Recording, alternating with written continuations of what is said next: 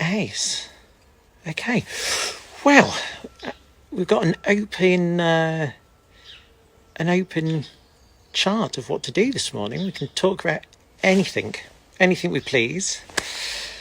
How are you all doing in your various parts of the world in quarantine, lockdown? These are strange times, aren't they? Kind of can be a bit intense. But I hope you're all doing well. Hope you're all staying cheery and enjoy getting to have a bit of time at home and a bit of R&R. Now, some folk have sent me in some questions already, so I can kind of answer those later on.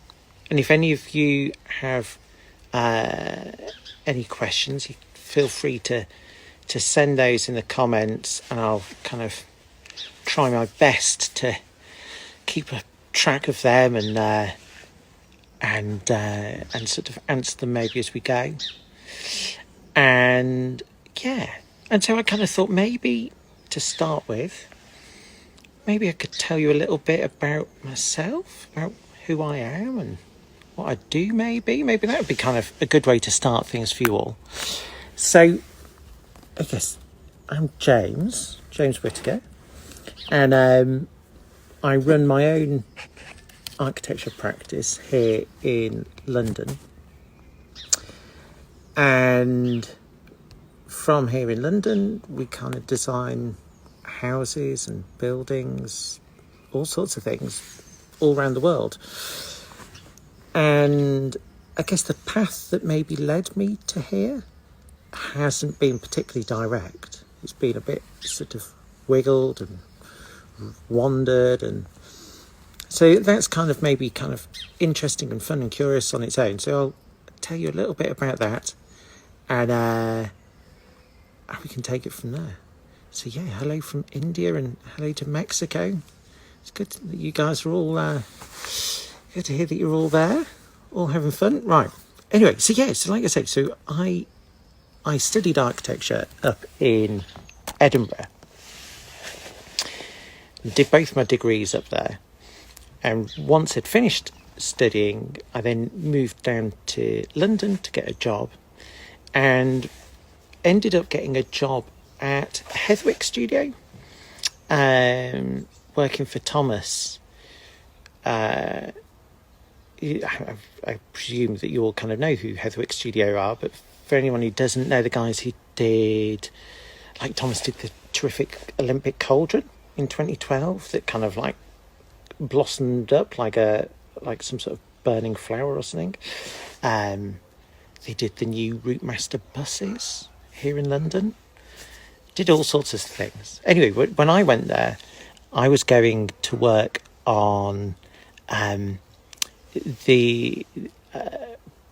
to begin with, anyway, I was working on a project in Hong Kong, kind of shortly after I moved to the London office, and then quickly found myself moving overseas and going to live in Hong Kong for best part of a year, really, working on this project. Let me see if I can find some other pictures of it for you, because it's rather good fun. And basically this was a big shopping mall in Admiralty in Hong Kong that had been built back in the 80s, and at the time it had been like the place to go, but that had slowly faded over time. And so the client wanted us to kind of give it a facelift and make it all look nice. And so I just realised, for some reason I don't have more pictures of it on my phone, but basically we did a huge amount. We did 12 little packages of work dotted around the shopping mall.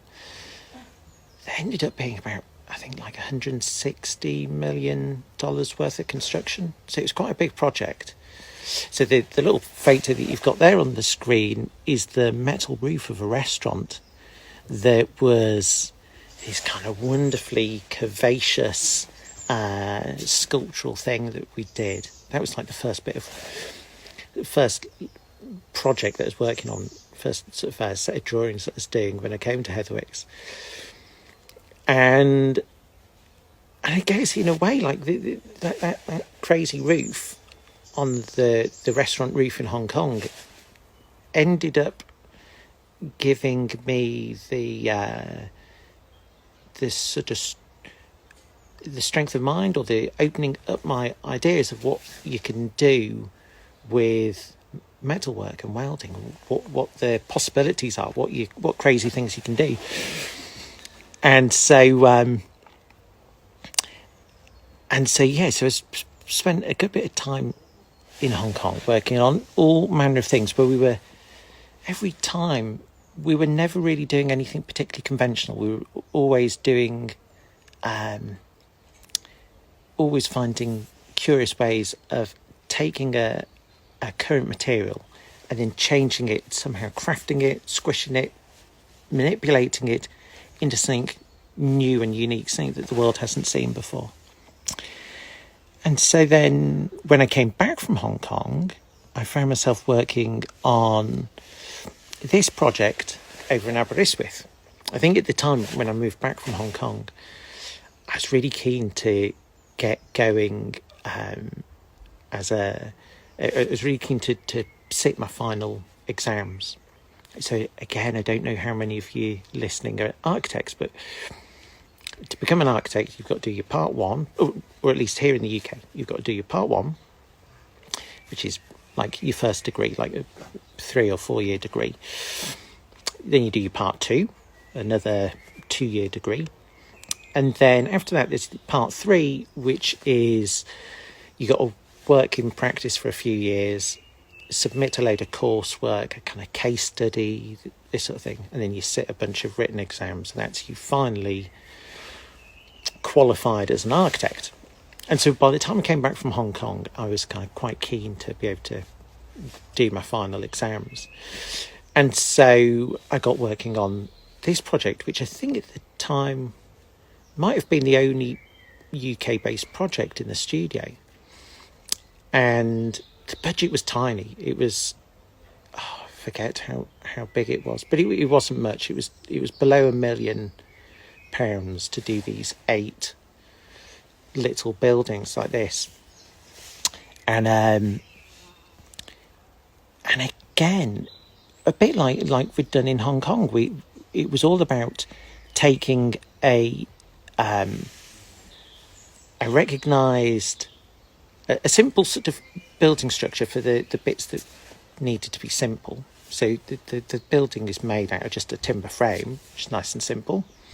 But then we'd wrap it over the top with some crazy wrinkled steelwork that kind of then makes the whole thing look curious. So that was what I was doing at Heatherwicks, and then after that I kind of worked for Ron Arad for a little while. And that was all good and kind of good fun, very good experience. And then it came to pass that one day one of my friends got in touch with me saying that he was planning to start up an ad agency back in Germany, back in southern Germany. And he was wanting to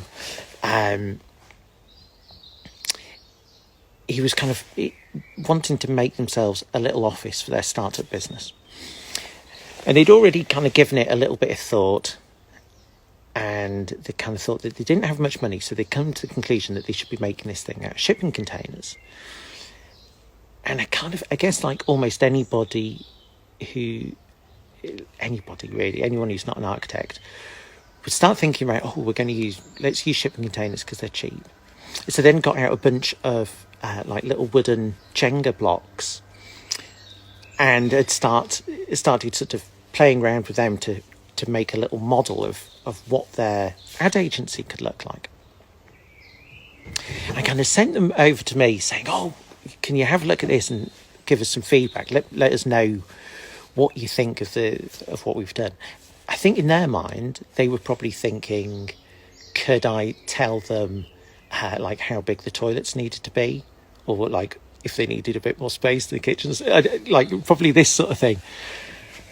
And instead, I kind of took their drawings, took their photos of their Jenga blocks, and kind of went, well, you know, guys, this doesn't sort of shout creative advertising agency to me. I grew up in Liverpool, and sort of right down next to the docks, and so like every week, all the time, we'd be there driving past the docks, and you'd have all the big shipping containers stacked up, tons and tons of them, about to send whatever out across the world, out across the Atlantic. And my dad was also a civil engineer, so growing up, I was always kind of going around construction sites with him, and sort of would spend Saturday mornings sat in a site cabin, which is kind of like a shipping container, doing a bit of colouring in or something while he was doing a site inspection. And so when my friends in Germany sent me their ideas for their ad agency, I was like, well, this really just kind of looks like a stack of shipping containers that you get down in the docks in Liverpool. This doesn't shout amazing creativity to me.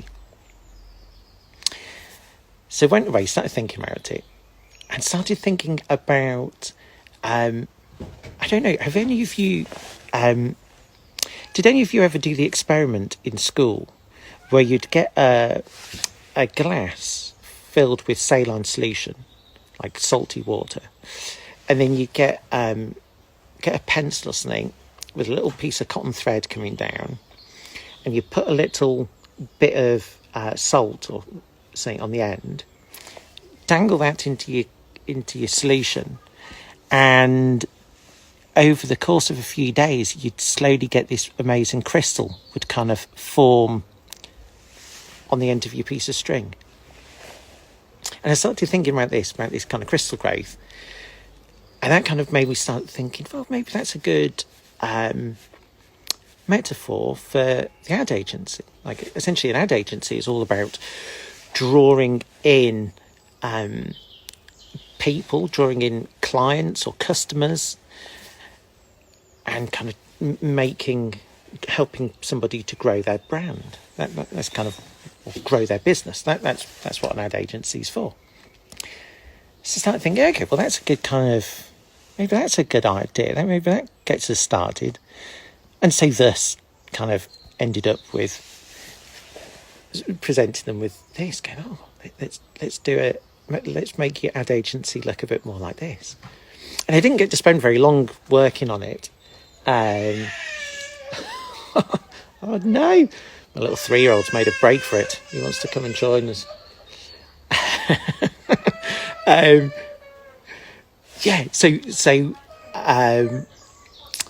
What we say? Oh yeah, right. Sorry. So yes. So I was like, this is what we should make your ad agency look like. But we didn't get to spend very long working on it. Their plans to set up their ad agency kind of stopped before they started, and it all petered out to nothing. And so then it just kind of sat on a shelf, and I didn't think anything more of it. But then a few years later, I think in maybe 2015, I was starting to think about quitting my paid job as an architectural employee and set up on my own. And I kind of figured what I really enjoyed doing, if I'm not designing, what I really, or rather, if I'm not designing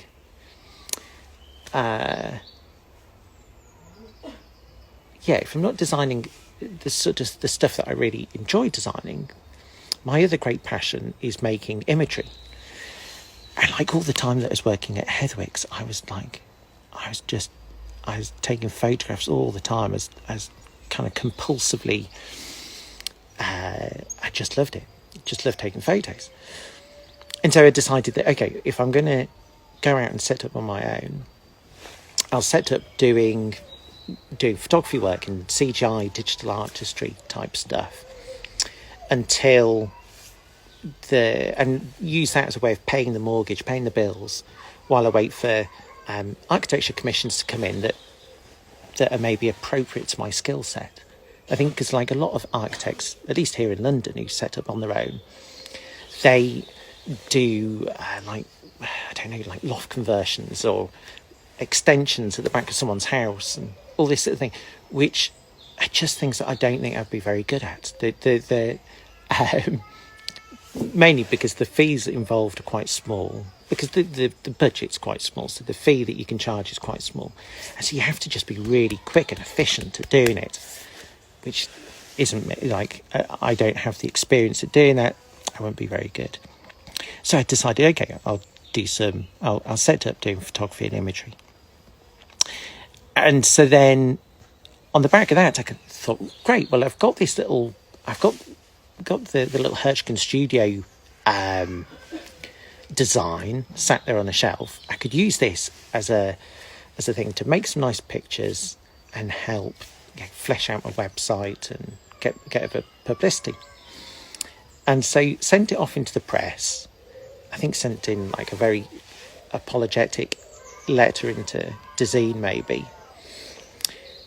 And in the end, they kind of ran a little article, and then other people pick up on it, and before you know it, it's kind of floating out around the world, appearing in various magazines. But it didn't really get a huge amount of feedback from it. And but then a couple of years later, my client in California had some friends visiting. So my client in California is a film producer. And the last film that they'd made was back here in London. And they've kind of become really friendly with the girls who were heads of the wardrobe department. And so the girls from the wardrobe department were over in LA visiting friends. They kind of called in to see my client. They're like, if you've got a bit of time to spare, why don't you come on a road trip with us and come out to visit our bit of land out in Joshua Tree? So we'll get in the car and go on this road trip out to Joshua Tree. And when they get there, they're there kind of wandering around amongst the rocks and the cactuses and the yucca plants and all this sort of stuff. And one of the girls goes, you know what would look amazing right here? And she like pulls out her mobile phone and gets Pinterest open. And she's like, you know what would look amazing here? And shows everybody essentially this, the German studio advertising agency studio office thing that I'd designed years ago that had never been built. Showed them all this. And so then it came to pass that then next time my client was in London, they dropped me a line, and we met up, and they were like, well, could you design us a house along the same lines as this? And various other people have been in touch asking similar sort of thing. Could we repurpose this design for I don't know, like one person wanted to put it on a car park in Liverpool and all sorts like this. And I was like, well, yeah, sort of, we could, but I wasn't very keen. I designed it for the Germans for their particular use in mind. The idea that each of these containers would form a little bay, so you could kind of have a little team of 2 or 3 people working away on a particular brief, but each of those bays would all focus in on a central point.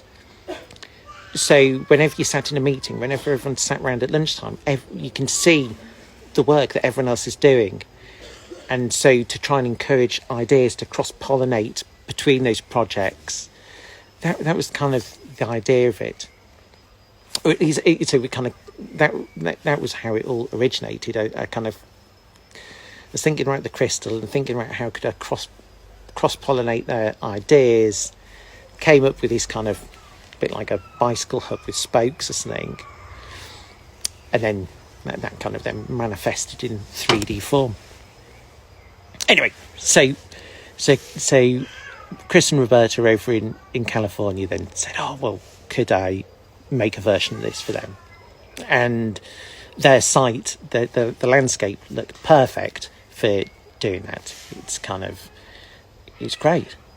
And so it came to pass that I went off and designed them this house out in California, which is now slowly rumbling forwards. We're slowly getting there.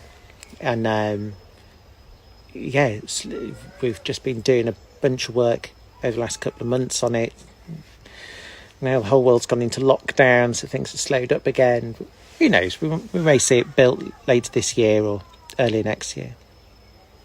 I mean, I guess the frustrating thing about this not being built is that I keep getting amazing inquiries all the time about it.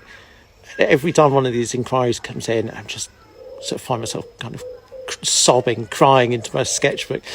So one day, I've had Louis Vuitton have been in touch asking if they could do their next catwalk show and photo shoots and stuff at the house. And various car manufacturers have wanted to launch their next big models at the house and things like this. Then a little while ago, I kind of had finished putting my boys to bed and came down and was catching up on emails like normal. Sat at my laptop and replying to an email from a TV breakfast show or something in California, asking if they could do a little mini documentary about the house. I was like, writing the same old email. Thanks very much for your inquiry. It's lovely for you to ask, but sadly, no, you can't. It's not been built yet. I was halfway through writing this reply to them, and I get a phone call from someone in the US. Start chatting away to them, and it turns out they were wondering if U2 could launch their next world tour with an internationally live-streamed event from the house. And I think the relevance to U2 was that it was the anniversary, the 20th anniversary or 25th anniversary, I think, of their Joshua Tree album. Again, I was like, no, sorry, you can't. I mean, can I still be friends with Bono? Sad times. That would be awesome. So that's Joshua Tree. That's still tumbling along. But then, I guess, another project that's fun to show you is on the back of Joshua Tree kind of exploding in the press and getting all the publicity.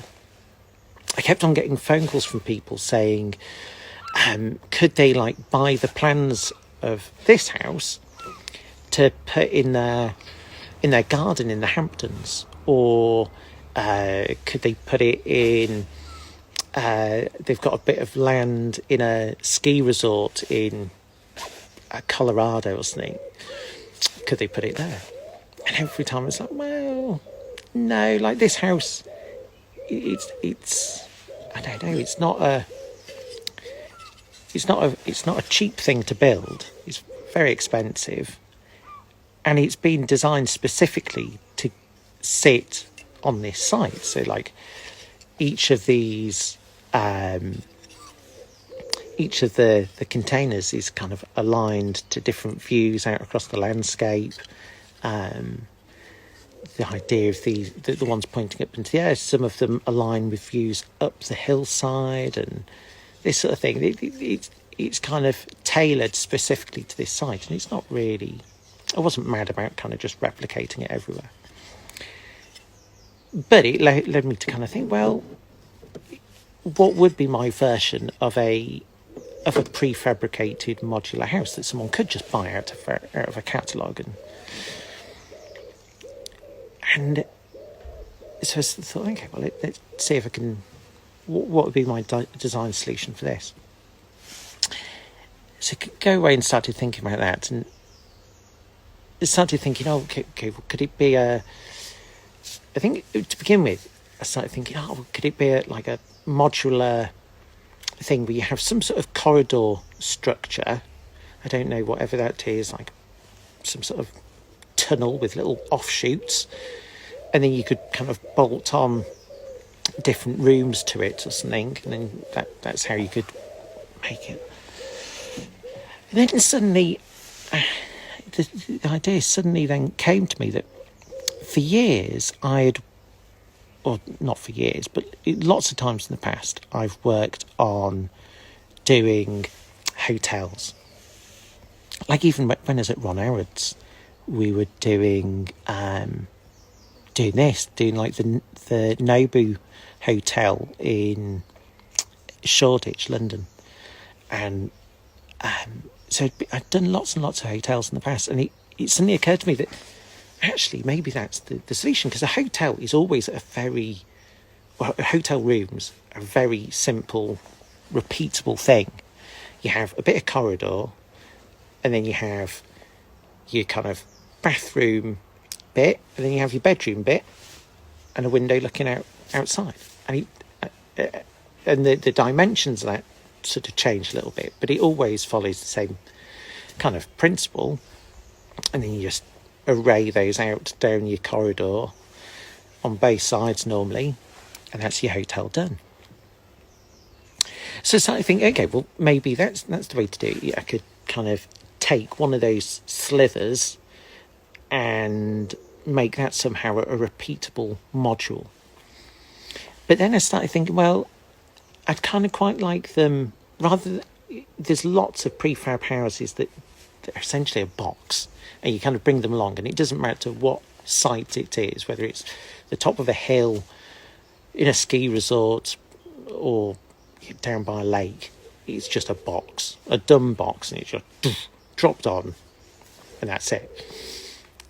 It's kind of quite key to how can make something that is adaptable to the thing. I think I was thinking really a bit like I did with the Joshua Tree house, where the views from each room are tailored to the views out across the landscape. How could we do that with the Anywhere house?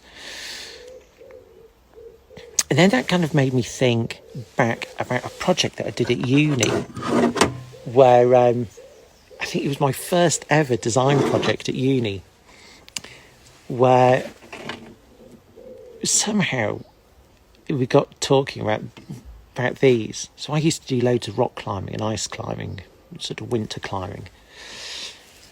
And you get these things called a hex. Okay. And you put it on a bit of rope with a carabiner at one end. And the idea is that you put this thing, nestles into a crack in the rocks, and you clip your rope into here, carry on climbing up, and then if you fall, you're only going to fall twice as far as the last thing that you've clipped into. But then to make this kind of clip into or slot into different sized cracks, it's all different shapes. You see, it's like different angles at either end. Over here, it's a kind of a hexagon, but an oddly shaped hexagon. And so I did a uni project where we kind of made an alpine hut. So essentially it was exactly this, but scaled up by 100 times or 50 times or something, with the idea that this thing could be like dropped in by a helicopter into a crack in an alpine mountain, and then you could climb up through the base of it and sort of sleep inside. But this thing then gave me the idea that, okay, but what if we took our rectilinear block of hotel room and gave it the hex effect, kind of chamfered off the edges, so that we could then arrive at something that, let me see, where's the picture? Here we go. This is something like this, so where every time you put a module next to each other, they could kiss up against each other at the corridor doorways, but depending on whether you're putting them together like that or like this or like this, you could have an almost infinite variety of houses. And so kind of developed it up a bit more, and that's where I kind of got up to. And so now I've got a client in Canada who'd kind of like this as his house. He's got a this kind of lovely site on the edge of a nature reserve. So we're kind of looking to do that there. And but then even in the last week, I've been talking to somebody about maybe doing 100 of them in Saudi Arabia as a set of like suites for hotel. So you could imagine that you maybe do 1 or 2 bed versions, like 1 bedroom and a living room or something, or 2 bedrooms and a living room. And these things all make each little villa would be slightly different, all scattered out and then serviced by a big hotel. So that's how slowly mutated over into the Anywhere house. Let me have a little look. I noticed that I've got some questions here coming in from people. So here we go. So you've been asking, you're just stuck on one design and cannot think further. Oh, that's a good question. So, I'm awfully sorry if I pronounce your name wrong. Iruchi has asked how to overcome when you are just stuck on one design and cannot think further. God, wouldn't it be terrific if we knew the answer to that? I think we all suffer from that. I definitely do. I get that all the time. How can you give the design process a good kick? I mean, that's definitely something. Is that I feel like working at Heathwick Studio was a huge education for me. I think when I was at university, I used to worry an awful lot about every last drawing that I did. If anything, I think my fear of doing a bad drawing held me back all the time, because I'd constantly, what if I do something and it's rubbish? I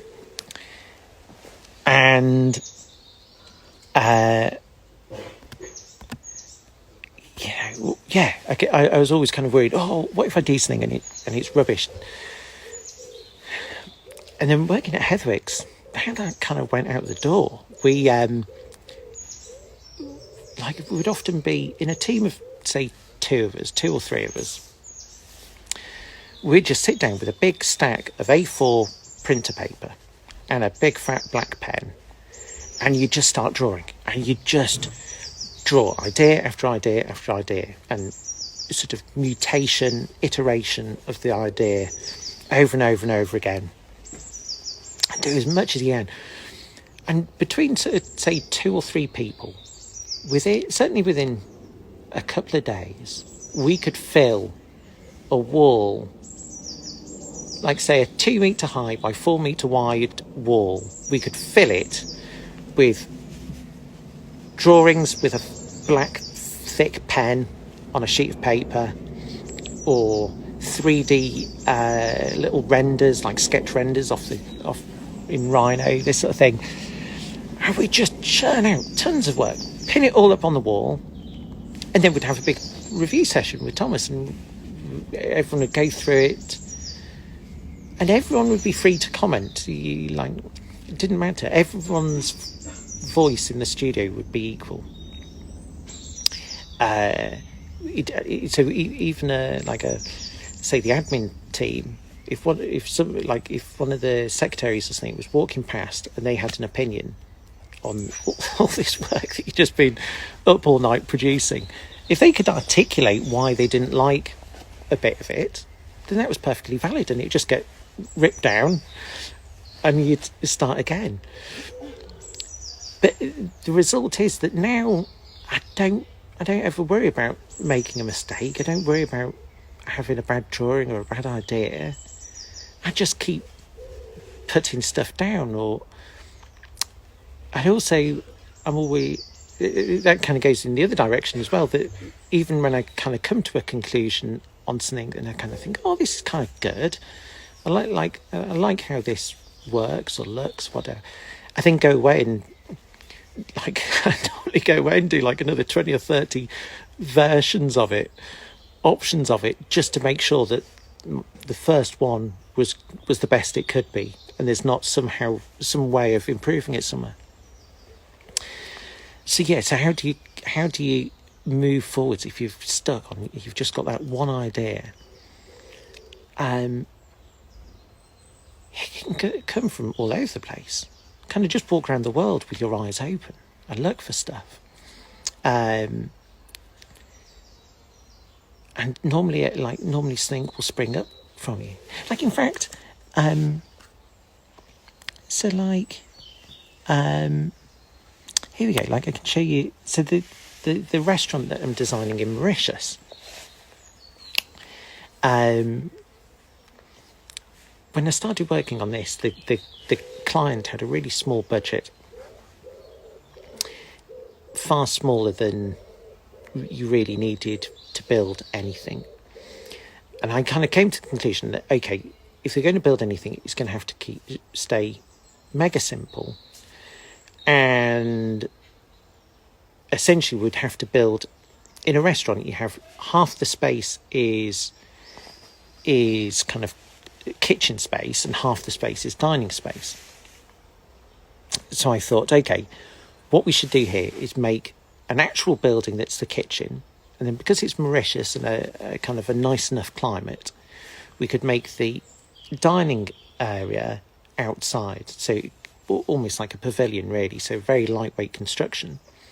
And maybe by doing that we could stretch the budget enough to be able to build what they needed. But the budget was still really small. So then it's like, okay, well, if we're going to do that, I think the only thing that you can do really is to have, it's going to be a barn. We're going to do a barn. So you're going to have a pitched roof over the top of your kitchen, and then that could then maybe split into 3 legs of a pitched roof over sort of dining tables.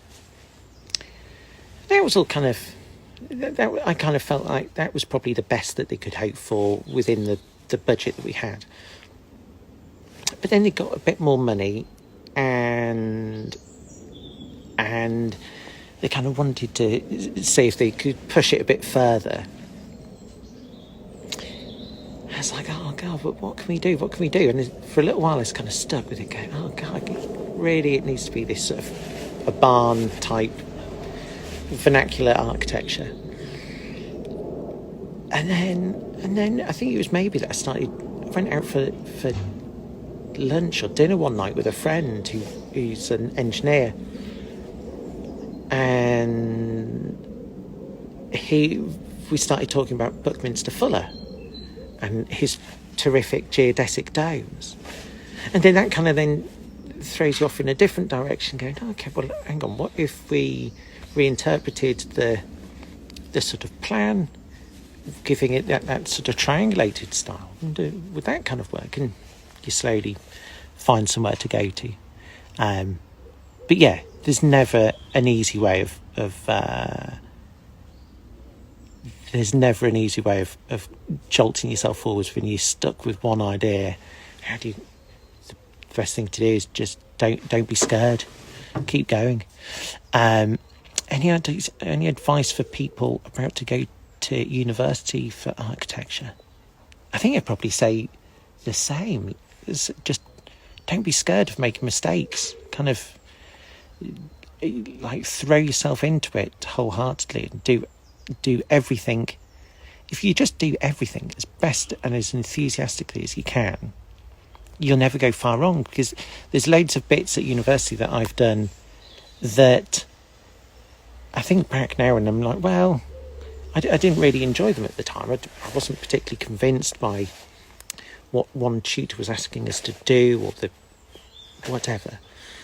But it all influences you. It all teaches you new ideas, new ways of looking at the world. I think you kind of come away at the end of it thinking, God, that was rubbish. I wish I'd never done that. And then sure enough, 10 years later, you'll come up against a problem and you'll be like,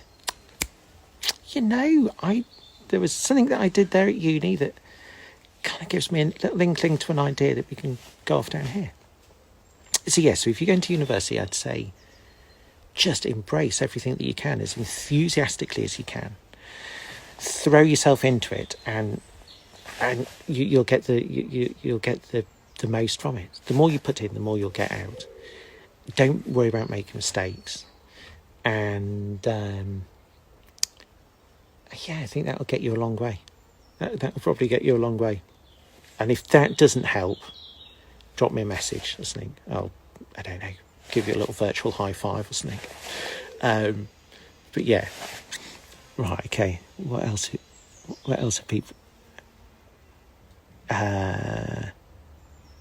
Someone's asking, what's my forecast on design post-pandemic? What do you think will change in your practice?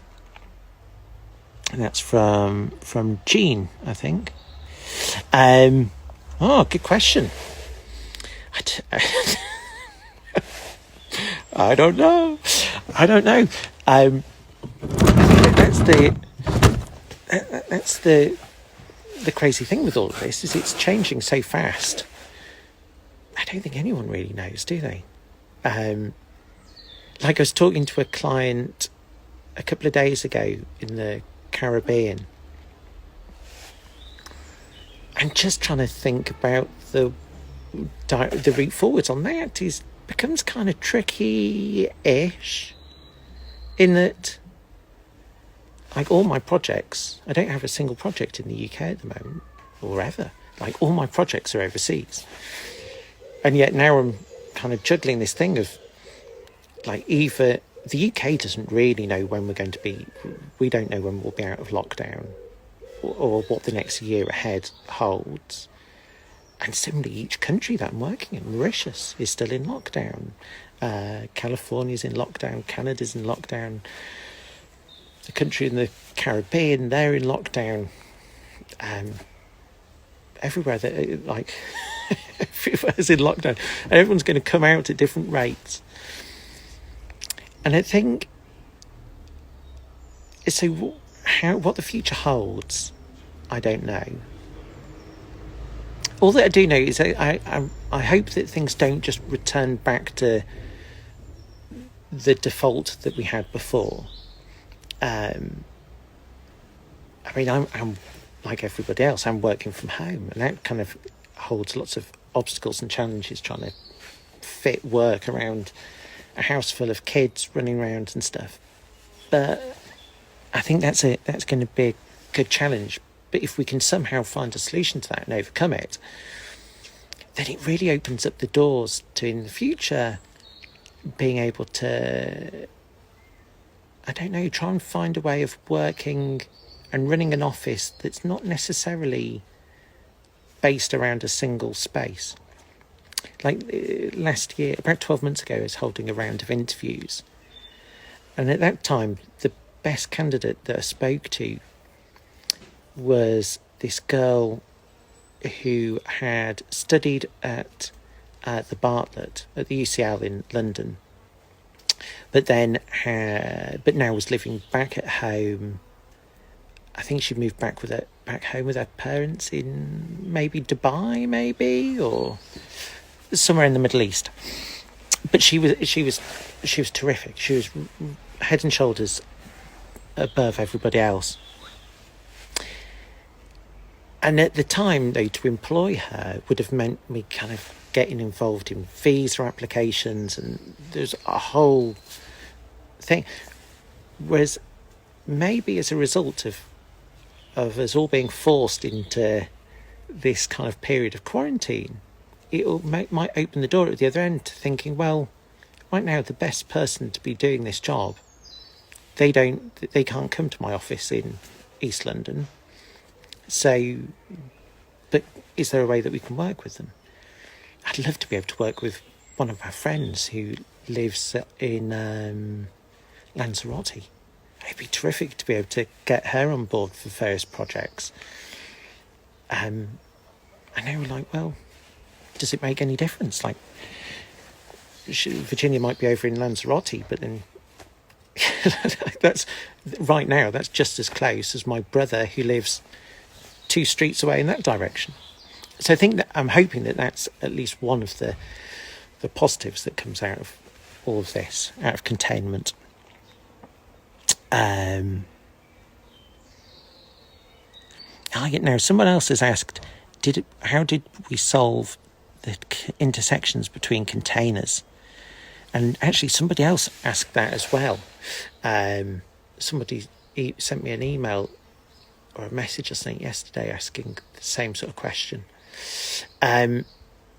The truth is, with great difficulty, maybe not with great difficulty, but a shipping container is essentially it's a box, right? It's I don't know if a structural engineer would call it post and beam, maybe, but it's that sort of thing. You have columns going up in each corner, so you've got 4 columns, one in each corner going up, and between those you have beams running along the edges.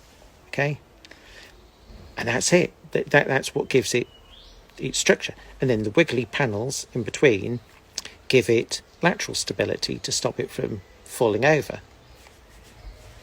And so you end up with a box that's strong enough to put another box on top, and another box on top of that, and on top. And they do that very well. But as soon as you chop a bit of that box off, it suddenly collapses. It wants to remain a box. So they're not very good at cantilevers. And so with something like this, we're back. So with something like this, you end up with quite a substantial amount of steelwork going on inside, a big sort of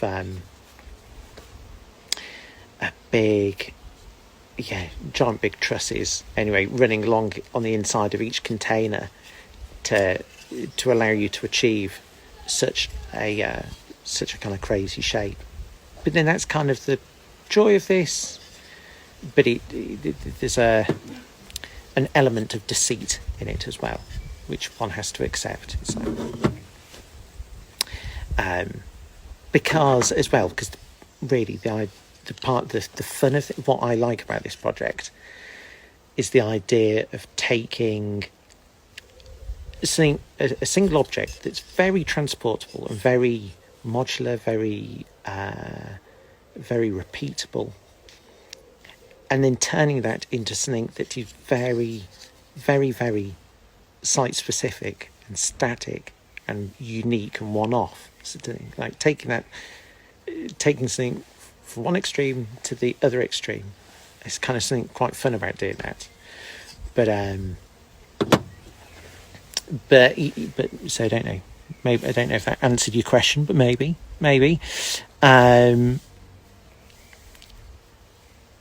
How did you manage to gain the trust of your client? Good question. I think certainly with the Joshua Tree client, that has been, I'd say that's been easier in a way, in that the client is a film producer, so their whole sort of way of making a living, their whole thing has been finding one very creative idea and then trying to marry that with other creative people to somehow come out with this end result. It's like, and so they're very embracing of the process of working with an architect and a very and very engaged in trying to achieve something unique and original, and sort of embracing the project for its sort of artistic merits. I'd say that's kind of, and with other clients it's always the same. I think, first of all, I'm very appreciative of anybody who ever gets in touch kind of with curious enough to pick up the phone or email me about their project. I have an insatiable hunger for doing projects, and so I whenever someone gets in touch, I think I treat them with a huge amount of respect and enthusiasm for their particular project. And I guess kind of, in a way, people, the clients who are serious, who get in touch with me, they're kind of getting in touch because they want something a bit different. So it's not that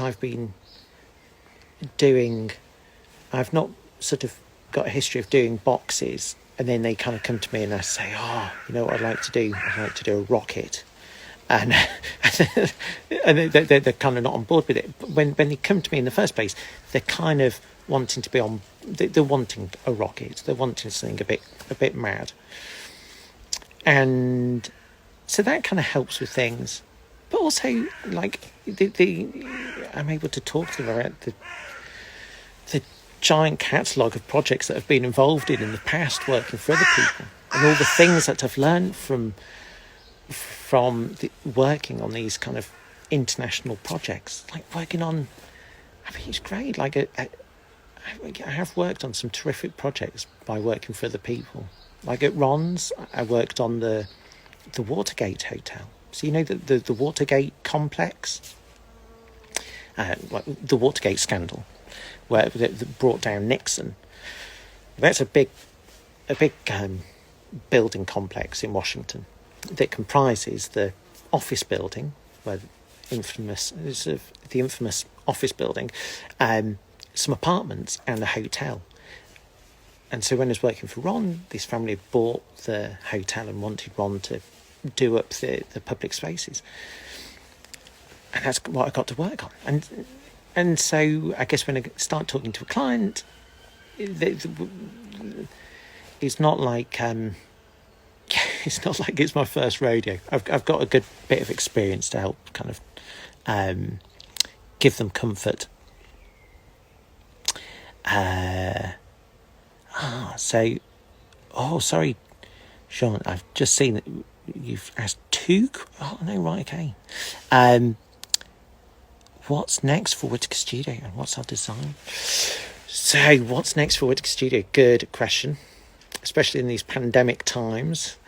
I'm desperately hoping to be able to get started soon on this project in the Caribbean. That's a giant big project that's been hanging out there for about a year now. So it'd be really good to get started on that, but we'll see.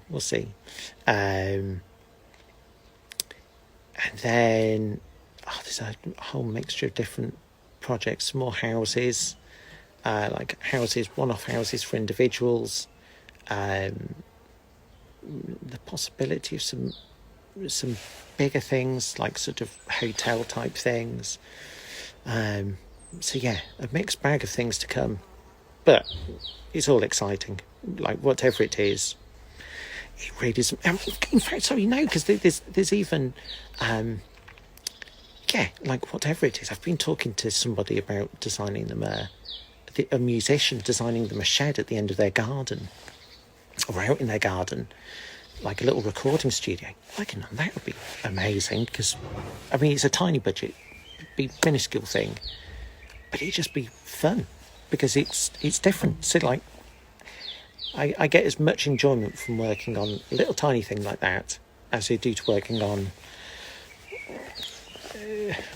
like a master plan, and I kind of enjoy the difference between them, and the working on one little thing then gives you ideas for the other thing, and you're working on a giant big thing and that gives you ideas for this little thing. I enjoy all of that.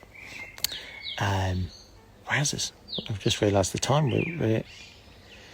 I should probably try and wrap this up, guys, because having thought that I could never bore you all for this long, we're now at 55 minutes. So anyway, I hope you... here we go. Right. Hope you've all enjoyed it. If you've got any more questions, feel free to send them through to me. If you've had a fun time, make sure that you follow Whitaker Studio on Instagram. And yeah, this has been good. We can do another one at some point and talk some more. But feel free to email your questions to me and I'll see if I can reply.